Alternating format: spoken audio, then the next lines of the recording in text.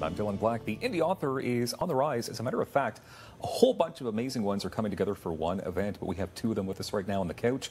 Michel Weatheral joins us again on Daytime. Nice to have you here. It's great to be here. With Broken Keys Publishing, and of course, you are the author of the Symbiote series. Yes. A lot of stuff going on in those books. And for the first time, Michel, two Michels, by the way. Can I point that out? Michele Sabad is with us as well. Your book is Camp Follower, right here. One Army Brat's Story. So that's the new book from this Michel. Good work. Okay, we'll get into that in a second. Michel, for those who haven't seen you on the show, tell us about the Symbiote series. The Symbiote series is a series of 4 books. It is finite. The 4th is the last one in it. And it's cosmic horror. It's based in the Lovecraftian world. It's all fiction. And yeah, I hesitate to say horror often because today in literature and movies, often horror it's slasher, it's gore, it's shock. I think horror needs to be a bit more cerebral than that. I think Hitchcock had the right idea. It's not what we see that should scare us, it's what we don't see. Our imagination can do so much more.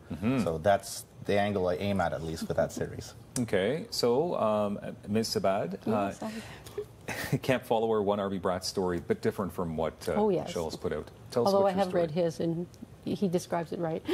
Impressive stuff. So tell us about Camp Follower. Camp Follower. I'm the Army brat in the Camp Follower story. I'm a retired public servant, and this is my first book. I've always been a reader, so I decided to write when in my retirement, and the first book that came out of me turned into a memoir of stories about my life growing up as an Army kid, an Air Force wife. I have stories about becoming a public servant and a hockey mom. So it's basically a bunch of short stories that are tied together with author narration to get the story all complete. Okay, so it feels good to get those stories out on the paper. I guess so. Yeah. I don't read memoirs. I don't read nonfiction. They are all true stories as much as my memory can remember, but I actually read fiction, so it is good to get them out. I'm looking forward to writing something new. Okay, so the event that we're focusing on here is called Arise. Yes. And it's happening Saturday, July 7th, the Grounds Cafe, Hazeldean Road in Stittsville. So why is this event so important, Michel? Well, we're seeing a rise of the indie author, partly because technology, partly because there's just a demand. I believe there's a book in everybody, and it's just a matter of getting it out, and it's becoming, in my opinion, easier and easier. And we're seeing this manifest across the city, like the chapters in the West End has doubled their local author section. The Coles and Billings Bridge has seen a huge increase in local author sales, and we're seeing this pattern come up more and more. Ottawa, I believe, is rich with literary talent and just talent in general. It's just a matter of we got to get the vehicles to get it out there. And the idea behind Arise is, in this case, we have 4 local authors, myself, Robert Smith, Bridget Lord, and Michele Sabad. And we're going to be there doing a greet and meet, sit down, have a coffee, some readings. The idea is to get the names out there, to get people engaged, if people that are interested or maybe on a hobby level to come in and chit-chat. I think we are so rich, we need to get that out in the city. Okay. So, Michel, you're self-published? Yes. Okay. Do you find that there's benefits to being self-published? You don't have to... Well, that was quite a reaction. Okay, Well, so... it's funny that you ask it like that, because benefits versus non-benefits, how do I know? I'm brand new at this. So Okay. I kind of became an author on my own as a hobby almost. And I wrote a book, or I wrote stories that turned into a book, and then I didn't know what to do with them. So I thought, well, I'll Google it. I was in IT for many years. I know how to use the computer.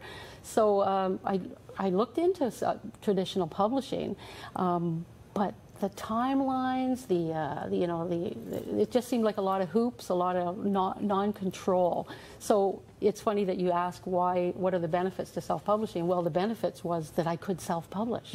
So it turned out very good, and then I got to know people like Michel through other connections in the city, and I realized, I'm new at this, but lots of people have been doing it, so we could share our experiences and learn and help each other. So that's basically what I see the benefits to self-publishing. Michel, would you say that there's a certain freedom to being self-published? Oh, absolutely. Yeah. It's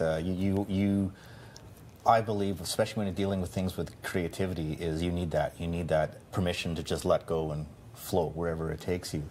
And not be bound by traditional constraints, and that's a nice thing. There are downsides with being self-published because you're doing it all yourself. You're doing all the distribution, it's a huge amount of work, but I think it's rewarding in the end. Okay. Arise, July 7th. Of course, we're talking about that, the Grounds Cafe, but you've also got an event coming up this weekend. We do. We're Yeah. both actually on the Bywood Market, the You're Authors busy. Market together. Okay, so what's the Authors Market all about? It's more or less a kiosk set in the Bywood Market itself with the other vendors, and it's exclusively for local authors to set up and peddle your wares and meet people, sell your books. It's a book signing event as well as, and it's a great opportunity. You can't get a better location than the Bywood Market. You're right in the hub of the city. It's beautiful in the summer. And Okay, what time does that all get underway this weekend? I believe it runs from 10 till 4. 4, is it? Yeah. Okay. All day. That's fun. Can you tell me, though, Michelle, Yeah. I need to point to which one. Which Michelle? So Can't Follow Her first book. Do you have more in you? Oh, yes. Like I said, I've always been a reader my whole life, and now with retirement, with some time on my hands, I can do what I want. It's like great. It's like a second childhood. So I can actually start to write some of the stories that I'd like to read myself. So I'm a science fiction fan, historical fiction, so I kind of got another idea that I've started. That's good. But as Michelle said, it's a lot of work, this self-publishing, because there's a lot of marketing yourself, and Yeah. you've got to get out there and do all of the connections and all of the arrangements yourself. So, Well, that's why we're happy to have you here on Daytime. yes, Getting the word I'm so out. happy to be here. Michelle, I'm afraid we're out of time, and I know that you've got way more books coming. There's so much, you got so much in you. For more details on Arise, and of course this upcoming weekend, simply check out Broken Keys Publishing online. Michelle and Michelle, thank you very much for being here today. Thank you. Thanks, Darren. More Daytime coming up in moments. This is Rogers TV.